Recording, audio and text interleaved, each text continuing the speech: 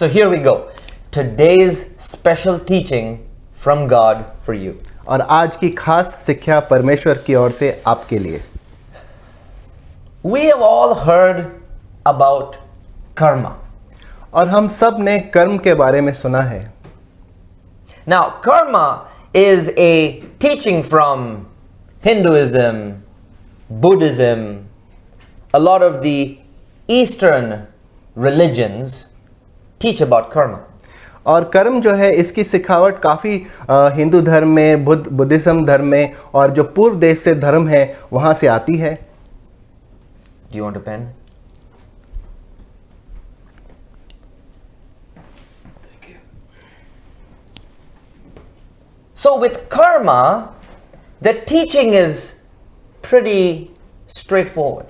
और कर्म की जो शिक्षा है वो बहुत सीधी सादी है। Karma is the result of a person's actions, the cycle of cause and effect. What happens to a person happens because they caused it with their own actions. और कर्म को अगर हम समझने जाए तो बहुत ही सीधा साधा जवाब है इसका। कर्म क्या है कि जो आपने कार्य किए हैं उसका फल आपको मिलेगा। So as I said, Hinduism, Buddhism teaches karma. और जैसे मैंने पहले भी कहा कि हिंदू धर्म और बुद्ध धर्म में ये कर्म के बारे में सिखावट दी गई है। And it's real. और ये सच है। Oh, Pastor, what are you talking about? Paswan क्या बोल रहे हो? Karma is real. कर्म सच है। The Bible talks about karma. Bible भी कर्म के बारे में बात करती है। Pastor, please stop this. Paswan please बस कीजिए। Karma is real. कर्म सही सच्चा है। Karma is part of life. कर्म जिंदगी का हिस्सा है। And karma is in the Bible. और कर्म पवित्र शास्त्र में है। People don't realize it. लोग इसके बारे में समझते नहीं हैं। But everything in life is based on karma. और जिंदगी हर चीज जो होती जिंदगी का जो निर्भर है वो कर्म पे भी है। If you drive without a license, you'll get a ticket. अगर आप बिना लाइसेंस के गाड़ी चलाएंगे तो आपको फाइन पड़ेगा। If you walk on the street and don't look at where you're walking, you can trip and fall. अगर आप सड़क पर चल रहे हैं और देख नहीं रहे हैं कि कहाँ जा रहे हैं तो आप गिर जाएंगे। If you whistle at a girl, you will get a slap. अगर आप किसी लड़की को देखकर सीटी मारेंगे तो आपको चांटा पड़ेगा। It's karma. ये कर्म है। The Bible tells us in Romans 6:23, the wages of sin is death. और पवित्र शास्त्र हमें रोमियो की पुस्तक में 6वें अध्याय 23वें वचन में कहता है कि पाप की सजा मौत है। Karma. कर्म। Romans 3:23 says, all have sinned and fallen short of the glory of God. और रोमियो की पुस्तक 3:23 कहता है कि सब ने पाप किया है और परमेश्वर की महिमा के सामने कम पड़ गए हैं। I love the illustrations that the Bible provides. और मुझे बहुत ही अचंभित और प्यार होता है जब परमेश्वर अपना वचन समझाता है पवित्र शास्त्र से। Have you ever understood what this verse is actually saying? क्या आपने कभी समझने की कोशिश की ये वचन क्या कह रहा है? Fallen short of the glory of God. परमेश्वर की महिमा के सामने हम कम पड़ गए हैं। Have you watched those action movies where the guy is running? Okay, watch my finger. He's running and then he jumps between two buildings. Remember that? He jumps to go across from one building to the other. क्या आपने ऐसी वो action की पिक्चरें आपको याद है कि जब एक एक्टर वहां से भागता है धीरे धीरे धीरे और एक बिल्डिंग से दूसरी बिल्डिंग की तरफ कूद लगाने की कोशिश करता है To jump across. ताकि वो दूसरी बिल्डिंग तक कूद लगाए। And have you seen sometimes the guy falls short? और क्या आपने कभी देखा कभी कभी वो बिल्डिंग तक पहुंचता नहीं है When he can't go across, he'll just fall. क्योंकि वो पूरी तरह पार नहीं कर सकता तो वो गिर जाता है। That's what the Bible says. पवित्र शास्त्र यही कह रहा है। All have sinned. सबने पाप किया है And because of our sin, we have fallen short. We've not been able to reach the glory of God. और क्योंकि हमने पाप किया है हम परमेश्वर की महिमा तक पहुंच नहीं पाए। Romans 5:12 says this. रोमियो की पुस्तक 5वां अध्याय 12वां वचन ये कहता है Sin came through one man. पाप एक मनुष्य के द्वारा आया death came through sin. और मौत पाप से आई, Death spread to all men because all men sinned. और मौत पूरी मनुष्य जाति में फैल गई क्योंकि सब ने पाप किया है। Isaiah 59 verse 2 says that our sin has made a separation between God and us. और यशाया की पुस्तक 49:2 कहता है कि हमारे पाप ने परमेश्वर और हमारे बीच में एक दरार डाल दी है। The same verse says that our sin has literally become a block between God and us. So God's face is hidden from us, and He cannot hear our prayers, not because He is deaf, but because we become dumb. और वही वचन ये वचन में लिखा है कि हमारे पाप की वजह से परमेश्वर को और हमारे बीच में एक दीवार सी आ गई है, जिस वजह से परमेश्वर हमें सुन नहीं सकता। इसलिए नहीं कि वो बहरा है, लेकिन हमारे मुंह बंद हो गए हैं हमारे पाप की वजह से। That's karma. ये कर्म है। So karma basically is saying, if you do something wrong, you get punished. If you make a mistake, you have to pay for it. तो कर्म का सीधा साधा मतलब ये है कि अगर आप कुछ कर रहे हो, आपको उसका परिणाम भुगतना पड़ेगा। अगर आप गलत कर रहे हो तो आपका उसका परिणाम भुगतना पड़ेगा। So the teaching of karma is real. तो कर्म की शिक्षा सच्ची है। But then here's something else. लेकिन यहाँ पर कुछ और भी है। The Bible tells us that God has offered us a way to protect us from karma. और पवित्र शास्त्र हमें बताता है कि परमेश्वर ने हमारे पास एक रास्ता दिया है कि कर्म से हम कैसे बचें। The Bible teaches us about something called grace. पवित्र शास्त्र एक चीज के बारे में हमें सिखाता है, वो है अनुग्रह। And what is grace? और अनुग्रह क्या है? Grace is the opposite of karma. और अनुग्रह कर्म के विपरीत है। If karma is all about you getting what you deserve, grace is all about you getting what you don't deserve. अगर कर्म इस चीज के बारे में बात करता है कि आपको वो मिलेगा जो आप लायक हो, लेकिन अनुग्रह उसके विपरीत है, वो आपको वो देता है जिस चीज के आप लायक नहीं हो। So Romans 6:23 talks about karma but also talks about grace. और रोमियो की पुस्तक 6वां अध्याय 23वां वचन अनुग्रह के बारे में भी बात करता है और कर्म के बारे में भी बात करता Romans है। 6:23 says that the wages of sin is death, karma, but the gift, the free gift of God is eternal life through Jesus Christ, grace. और रोमियो की पुस्तक 6:23 कहता है कि एक तरफ पाप की सजा मौत है, लेकिन परमेश्वर का अनंत काल का दान है मुफ्त में साल्वेशन, या जिसे तारण कहते हैं। Hey church, you got to focus on the message now.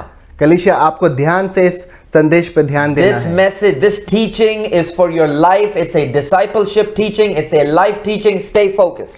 ध्यान लगाइए। एक कारण ये है कि जो संदेश है आपकी जिंदगी के लिए बहुत महत्वपूर्ण है। Karma, grace. कर्म, अनुग्रह।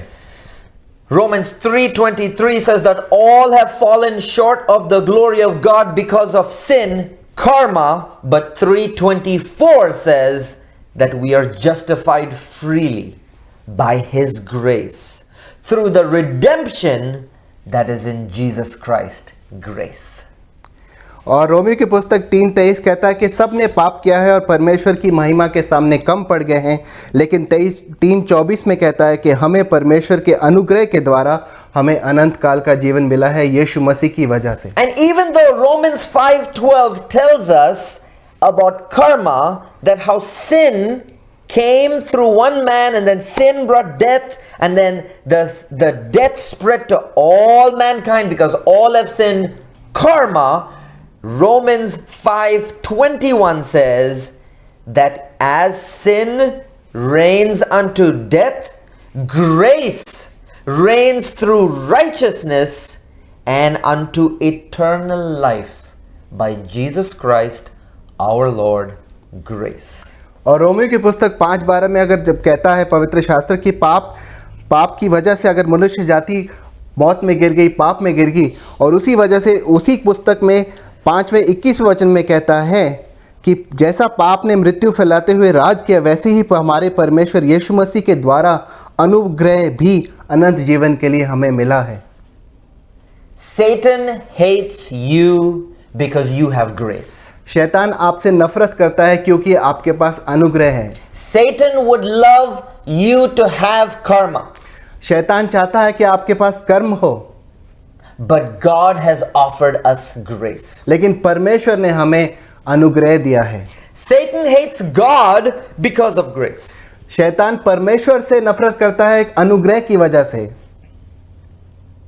Religious people hate grace.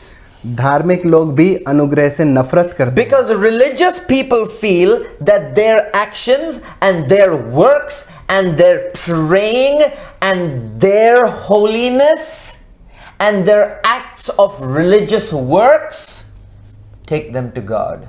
और धार्मिक लोग ये सोचते हैं कि उनके कार्य, उनका कहना, उनकी प्रार्थना और उनके जो कार्य हैं, धार्मिक कार्य, उनकी वजह से वो परमेश्वर तक पहुंचेंगे। But the Bible tells us that our righteousness is like filthy, dirty rags. लेकिन पवित्र शास्त्र हमें कहता है कि हमारी धार्मिकता एक गंदे कपड़े के समान है। As much as we try to be holy, we will always fall short. हम कितनी भी कोशिश कर लें कि हम पवित्र हों, लेकिन हम परमेश्वर की महिमा के सामने कम पड़ेंगे। Today, Christianity is full of judgmental people.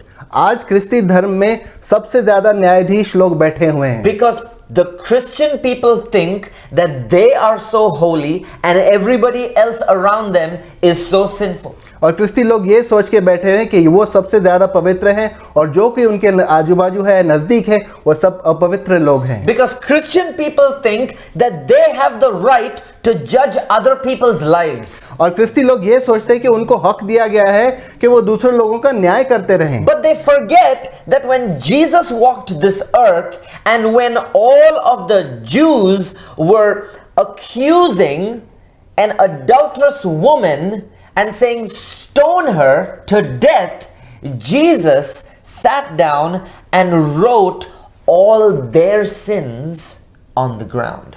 और ख्रिस्ती लोग ये भूल जाते हैं कि जब पवित्र शास्त्र में वो सारे यहूदी लोग उस औरत के ऊपर उंगलियां उठा रहे थे और उसको पथराव करने के लिए तैयार थे, यीशु मसीह ने क्या किया? यीशु मसीह ने नीचे झुककर जमीन पर वो सारे लोगों जो पत्थर लेके खड़े थे, उनके पाप जमीन पर लिखने शुरू किए। Why do you love gossip? आपको गपशप क्यों पसंद है? Because you love to judge other people's lives. क्योंकि आप दूसरों की जिंदगी का न्याय कर रहे हैं। Why do you hate the other believers? क्यों आप दूसरे विश्वासी से नफरत करते हैं? Because they are saved by grace and you think that your works is going to make you holy. क्योंकि वो दूसरा विश्वासी अनुग्रह से बचाया गया है और आप सोचते हैं कि आपके कार्य की वजह से आप परमेश्वर तक पहुंचेंगे। The book of Titus and chapter 2 and verse 11 says that we received salvation from Jesus Christ only by his grace.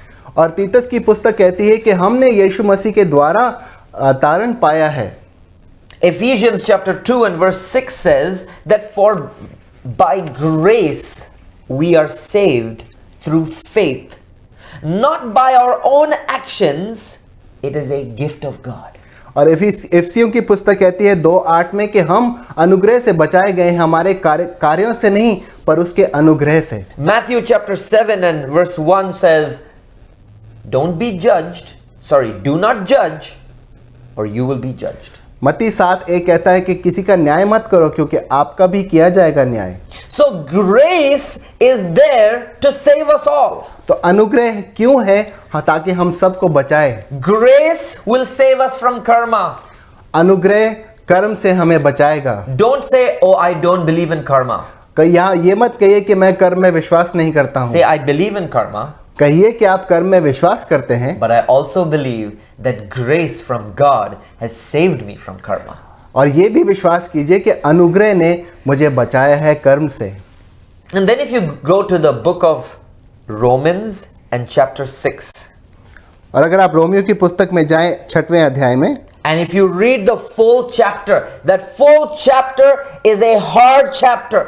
और अगर आप पूरा अध्याय पढ़े, बहुत ही कठिन अध्याय है। अगर आप पढ़ें, It's a hard chapter. बहुत ही कठिन है। Go back and read it. जाइए और उसे पढ़िए बाद में। It begins by saying this. और उसकी शुरुआत ऐसे होती है। So, what then? Huh? What then? I'm saying it in my beautiful Indian accent. What then? What then? Shall you continue in sin that grace may abound? God forbid. तो पहला वचन ही ऐसा कहता है, तो क्या हम पाप करते रहें क्योंकि अनुग्रह है? You can't explain this any other way except if you're an Indian. ये अगर आप और किसी तरीके से समझा नहीं सकते अगर आप भारतीय हैं तो ही। I don't know how to say this in American. और अमेरिकी भाषा में मैं बोल नहीं सकता कैसे समझा। But if you're an Indian, you know what this means. अगर आप भारतीय तो आपको पता है इसका क्या मतलब होता है। That's what God forbid means. इसका मतलब यही परमेश्वर का वचन कहता है। That if you think that you can continue to sin because you have grace, God forbid. और अगर वो पवित्र शास्त्र ये कहता है कि आपको लगता है कि अनुग्रह है तो आप पाप करते जाएंगे, परमेश्वर आपको बचाए। That means because we've received grace, does that mean that now we can continue sinning? इसका मतलब ये है कि अगर हमारे पास अनुग्रह मिल गया है, इसका क्या मतलब होता है कि हम पाप करते जाएं? And this is a question to us Christians. और ये सवाल हम सब क्रिश्चियों के लिए है। Before we met Jesus, यीशु को मिलने से पहले we were in sin. हम पाप में थे। Then we believed in Jesus, फिर हमने यीशु में विश्वास किया, accepted Jesus as our Savior. यीशु को हमने स्वीकार किया हमारा तारनहार। So Jesus gave us salvation, which is the free gift, also called grace. तो यीशु मसीह ने हमें एक मुफ्त में तारनहार दिया जिसे कहते हैं अनुग्रह। So we didn't do anything. In fact, we deserved death, but His death on the cross, He took the punishment. We were made free. तो हमने ऐसा कुछ बड़ा काम नहीं किया, हमने अपने लिए कुछ नहीं किया। यीशु मसीह की मौत की वजह से क्रूस पर हमें वो अनुग्रह मिला है। 15th of August, India is celebrating Independence Day. 15 अगस्त गणतंत्र रिपब्लिक डे हम मना रहे हैं, सॉरी माफ कीजिएगा, इंडिपेंडेंस डे हम मना रहे हैं। We are celebrating being free. हम मना रहे हैं कि हम आज़ाद हैं। So on this Independence Day, Indian Independence Day, I want to ask our Indian people, our Indian church, are you really free? और आज ये इंडिपेंडेंस डे में मैं हमारे भारतीय भाइयों से पूछना चाहूँगा, हमारे कलीसिया के भारतीयों से पूछना चाहूँगा, क्या आप सच में आज़ाद हैं? That's my question to you. ये सवाल मैं आपसे पूछ रहा हूँ। My question to you is that are you really free or have you gone back into prison? क्या आप सच में आज़ाद हैं या फिर वापस आप जेल में चले गए हैं? Freedom means what? और आज़ादी का क्या मतलब होता है? You were a prisoner. आप तो कैदी थे। Somebody made you a prisoner. आप कैदी बनाए गए थे। Satan tied you up. शैतान ने आपको कैदी बना दिया था, बांध दिया था। And because you were tied up, because you were in prison, you were facing all these hardships, all these sufferings, all these sicknesses, diseases, pain, stress. और क्योंकि शैतान ने आपको बांध दिया था, आप तकलीफ में थे, बीमारी में थे, तो बड़ी बड़ी मुश्किलों में थे। So Jesus has died on the cross for you and offered you freedom. तो यीशु मसीह ने क्रूस पर मरकर आपको आजादी दी है। So the day that you accepted Jesus, that was your personal Independence Day. और जिस दिन आपने यीशु मसीह को स्वीकार किया, ये आपका खुद का इंडिपेंडेंस डे था। So now since you're free, can you still continue to sin? और अगर आप आज आजाद हैं तो क्या आप फिर से पाप कर सकते हैं? That's the question Romans 6 is asking you today. As you read this Bible, this is God's word speaking to your heart. So, now since you have grace, are you still going to continue sinning? और यही सवाल आपसे आज वो Romeo की पुस्तक पहला अध्याय जो 6वां अध्याय आपसे पूछ रहा है कि क्यों आज आप अगर आज़ाद हो गए हो यीशु मसीह की वजह से, क्या आप पाप करते जाओगे? That's a question from me to you today. ये सवाल हमारी तरफ से आपकी ओर है। The Bible says in Hebrews chapter 10 and verse 26 that if we sin knowingly, willfully, और इब्रानियों की पुस्तक 10वां अध्याय 26वां वचन कहता है कि जब हम जानबूझकर पाप करते हैं, listen carefully church, ध्यान से सुनिए कलीसिया, Hebrews 10:26, if I sin willfully, that means if I know that this is sin and I do it. और इब्रानियों की पुस्तक 10वां अध्याय 26वां वचन ध्यान से सुनिए, अगर मैं जानबूझकर, मतलब मुझे पता है ये गलत है, फिर भी, then there is no more sacrifice for my sins. तो फिर मेरे लिए कोई बलिदान नहीं बचा है. That is scary church. और ये बहुत ही डरावनी बात है कलीसिया. If I'm going to sin knowing that this is sin, अगर मैं पाप करूं, जानबूझकर पाप करूं, जानते हुए कि वो पाप है, if you're watching this program every time and God is speaking to your heart, और आप इस कार्यक्रम को देख रहे हैं और हर बार परमेश्वर आपके दिल से बात कर रहा है, but you're rejecting this word, और ये आप वचन को स्वीकार नहीं करते, if God is speaking to your heart through this program, अगर परमेश्वर आपसे, आपके दिल से बात कर रहा है इस कार्यक्रम के द्वारा, but your heart is hard, लेकिन आपका दिल कठोर बन चुका है, and you still want to sin, और आप फिर भी पाप करना चाहते हैं, if you still want to judge others, आप फिर दूसरों का न्याय करना चाहते हैं, you still want to speak evil, आप फिर गलत बातें बोलना चाहते हैं, you still want to willfully sin, आप जानबूझकर फिर भी पाप करना चाहते हैं, the book of Hebrews chapter 10 verse 26 says that the death of Jesus does not apply to you anymore. और इब्रानियों की ये 10वां अध्याय 26वां वचन कहता है कि यीशु मसीह का बलिदान अब आपके लिए नहीं है, ये आपको नहीं बचा सकता. What it means is you're living in false hope. इसका मतलब ये है कि आप झूठी आशा में बैठे हैं, जी रहे हैं. Means you're thinking I am going to heaven, but you'll have a rude awakening that when the judgment day happens you will not make it. और आपको लग रहा है कि मैं तो स्वर्ग जा रहा हूं, लेकिन आपके सामने बहुत ही अजीब ऐसे हालात आएंगे और आप वहां नहीं पहुंच पाएंगे. What Hebrews 10:26 is saying that if we continue to sin, grace does not apply for us anymore. और इब्रानियों की पुस्तक 10वां अध्याय 26वां वचन ये आपको कह रहा है कि अगर हम जानबूझकर पाप करते जाएं, अनुग्रह आपके लिए नहीं है. Church, I tell you this. कलीसिया मैं आपको कहता हूं, Hebrews 10:26 is one of the scariest verses in the Bible. और ये सबसे डरावना वचन है पवित्र शास्त्र में, इब्रानियों की पुस्तक 10वां अध्याय 26वां वचन.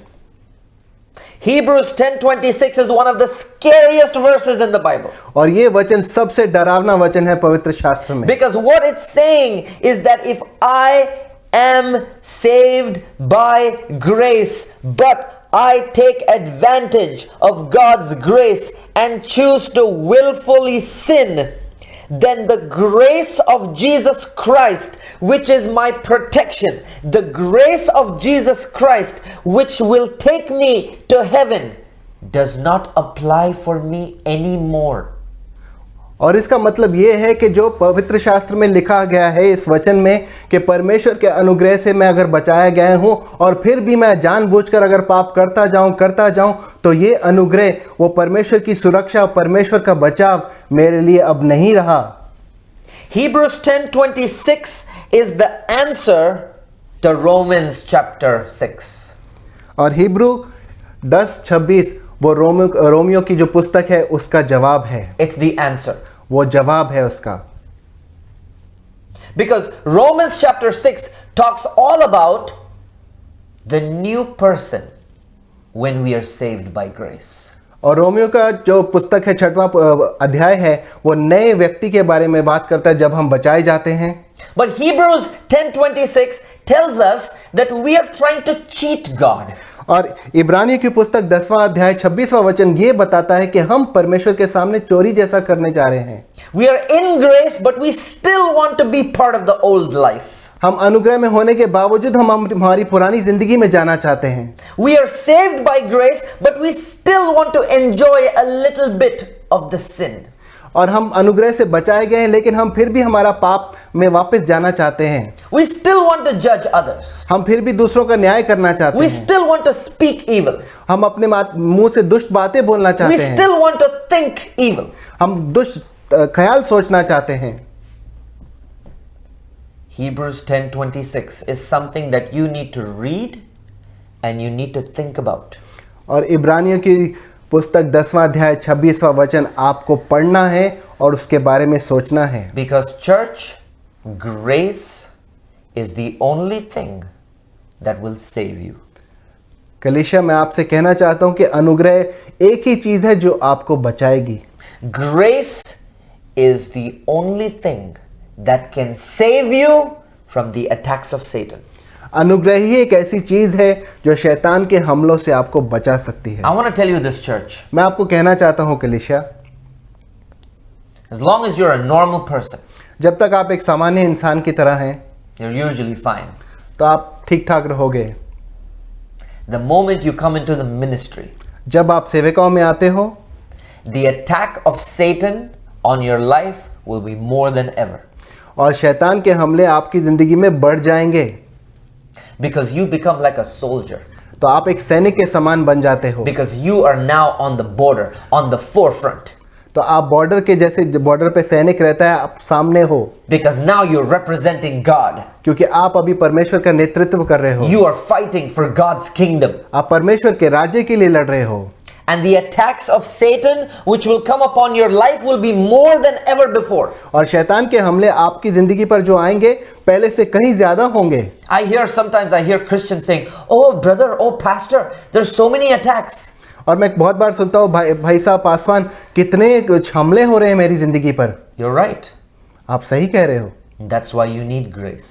इसलिए तो आपको अनुग्रह की जरूरत है। Because unless you have grace, the grace protection, if it's opened up, and if your sin puts you back out of the grace, out of the protection, the attack is going to hurt you.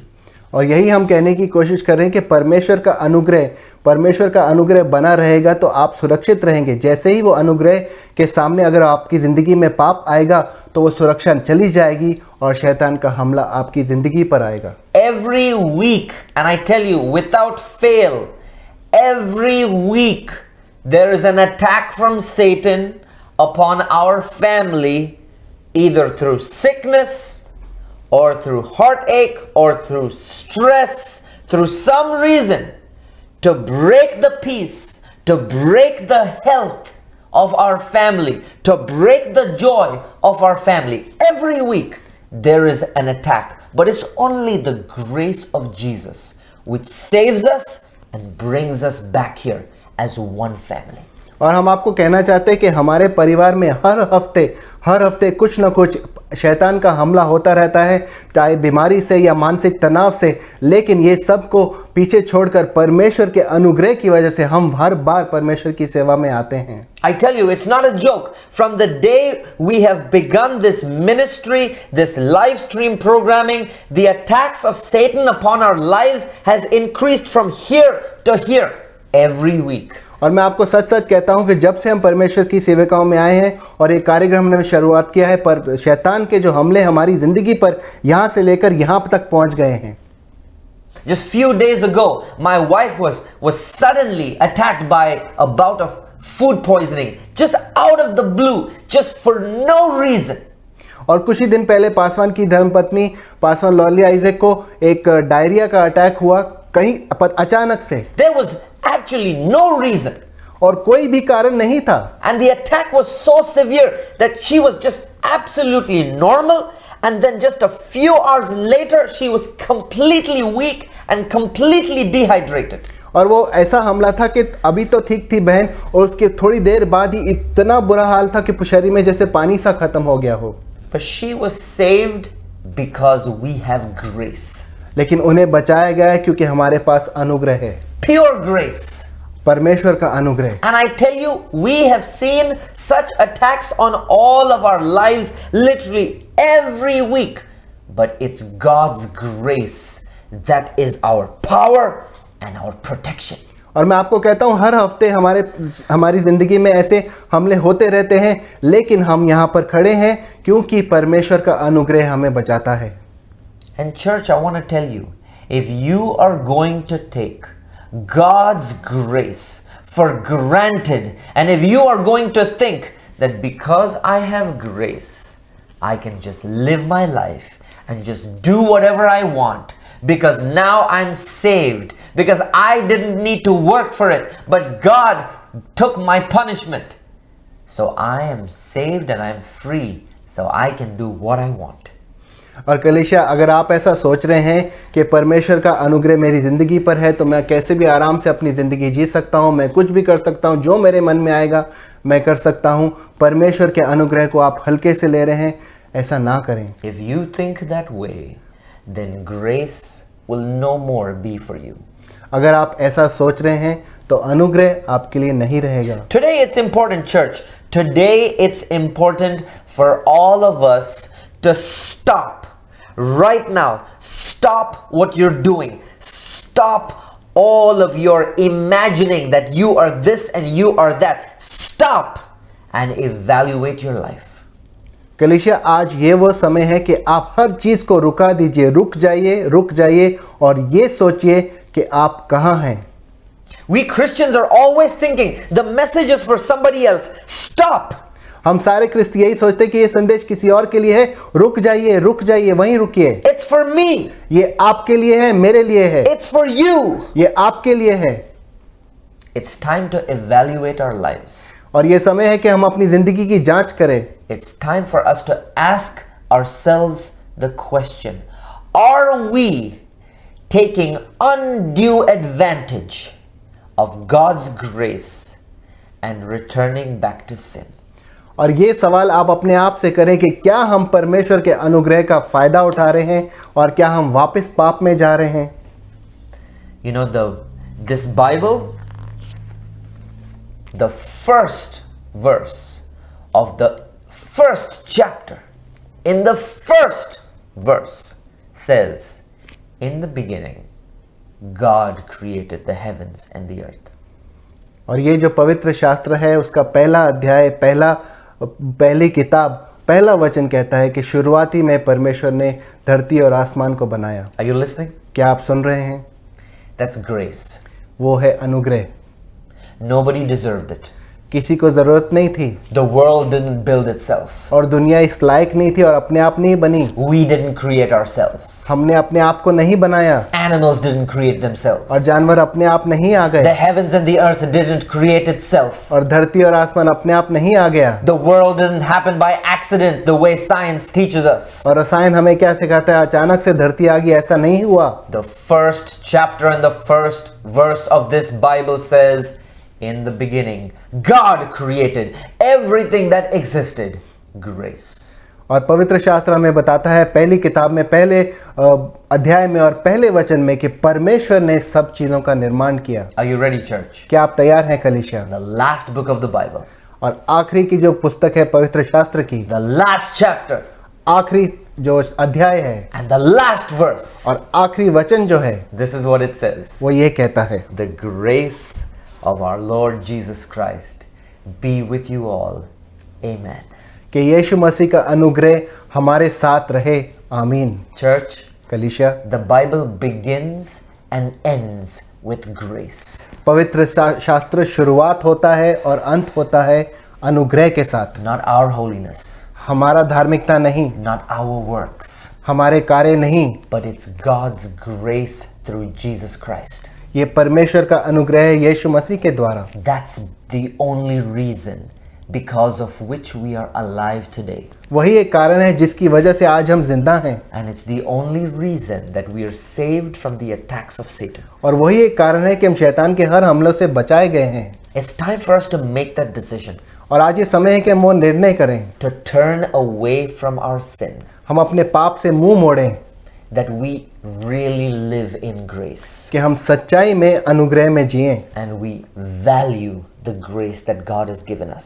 तो हम उसकी अच्छाई से उसकी पालन करें और अनुग्रह को संभाल कर रखें। Remember this, if you step out of grace, और याद रखिए, अगर आप अनुग्रह से बाहर जाते हैं you walk back into karma.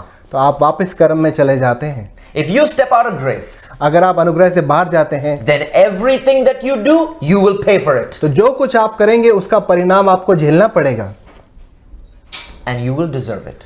और आप उसके लायक होंगे And nobody will be able to save you. और कोई आपको नहीं बचा पाएगा। It's time for us to make that choice. और ये समय है कि हम वो चुनाव करें। Do we have any prayer requests for today?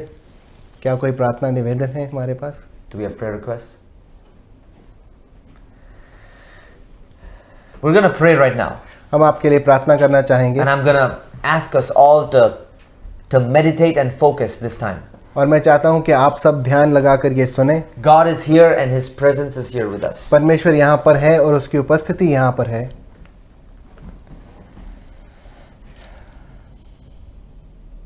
Thank you, Jesus. धन्यवाद यीशु।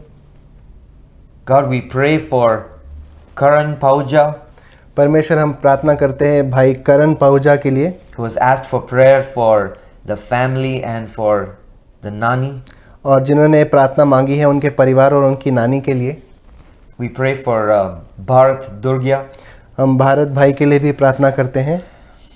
We pray for Bhavna, who's asked for prayer for the marriage, especially that she is going through a situation that the husband is asking for a divorce. और बहन भावना के लिए हम प्रार्थना करना चाहते हैं जिनकी शादी में कुछ अनबन हो रही है। I also saw a request when my phone was on. I saw someone called Anita Kumari who had also asked for a prayer request, so I'm going to pray for that person as well. और हमने comment section में देखा तो कोई बहन अनीता कुमारी ने भी कुछ प्रार्थना निवेदन भेजा था, हम उसके लिए भी प्रार्थना करेंगे। We're praying for all these people who've asked for prayer, and we're going to pray for all of you who are agreeing with us right और now. जिन लोगों ने प्रार्थना निवेदन भेजा हम उनके लिए प्रार्थना करेंगे और आप सबके लिए भी हम प्रार्थना करेंगे। Lord, we ask you for your special anointing. परमेश्वर हम चाहते हैं कि आपका खास अभिषेक आए। God, for all of your children that are here today, all with oneness of mind who've come before you. परमेश्वर आपके सारे बच्चे जो एक मन से आज आपके सामने आए हैं, God, we ask you that you will touch our lives, and we thank you for opening our hearts and our minds to the truth that we should not take your grace lightly. परमेश्वर हम आपको धन्यवाद देना चाहते हैं कि आपने हमारे मनों को खोल दिया है कि हम आपके अनुग्रह को हल्के में ना लें। God, we thank you that you've opened our eyes, that our human selves just wants to go back and sin. We want to just go back and take advantage of your grace. परमेश्वर हम धन्यवाद देना चाहते हैं कि आपने हमारी आंखें खोल दी कि हमारा मनुष्य का जो शरीर है हमारे पाप में जाना चाहता है, लेकिन आपने हमें समझाया है कि अनुग्रह क्या है। But we thank you, oh God, for your word of grace that is there, that your salvation exists even though we don't deserve it. परमेश्वर हम धन्यवाद देना चाहते हैं कि आपका तारण और आपका अनुग्रह हमारे लिए है, ताकि हम इसके लायक भी नहीं थे तब भी परमेश्वर We didn't deserve it. हम इसके लायक नहीं थे परमेश्वर, But your salvation, your death on the cross, the punishment that you took for us, the suffering that you took for us, brings us to your grace, to your protection, to your saving power. और धन्यवाद देना चाहते हैं परमेश्वर कि आपके तारण से, आपकी उस मौत पर जो आपने क्रूस पर हमारे लिए ली, हमारे लिए आपने तकलीफ सही, उसकी वजह से जो हमारी ज़िंदगी में अनुग्रह है परमेश्वर हम धन्यवाद देना चाहते हैं। Lord, we are also praying for Girish Lalwani. We ask you, O God, for blessing and healing upon him, his family. We ask you for your protection. परमेश्वर हम भाई गिरीश लालवानी के लिए भी प्रार्थना करना चाहेंगे कि आपकी सुरक्षा, आपका अनुग्रह उनकी ज़िंदगी पर रहे। We give you all the glory. हम सारी महिमा आपको देना चाहते हैं। We thank you for your word. हम धन्यवाद देते हैं आपके वचन के लिए। Thank you for speaking to us. धन्यवाद कि आपने हमसे बात की That even though we don't deserve it, you हम- were there to save us. और हम इस लायक भी नहीं थे, लेकिन फिर भी परमेश्वर आपने हमें बचाया। We ask this prayer और ये प्रार्थना हम मांगते हैं in Jesus' mighty name. यीशु मसीह के महान नाम And में। all God's people said, Amen and Amen. और सारे परमेश्वर के लोग कहें आमीन और आमीन।